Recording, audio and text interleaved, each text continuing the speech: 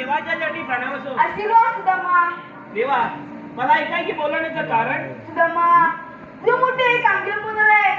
देवा, कोणती मोठी कामगिरी? सुदामा, सहस्र 308 रुपयांचं मिळा थाटपाट करून देऊच्या गाठून दे त्यांच्याकडून असे काम जमत आहे. देवा, पण हुकूम कोणाचा आणि कायदा कोणाचा? सुदामा, हुकूम मागून कायदा तुमचा. देवा, आपण कुंजवनी जावे. मी पाहतो त्या गवळींचा चमत्कार.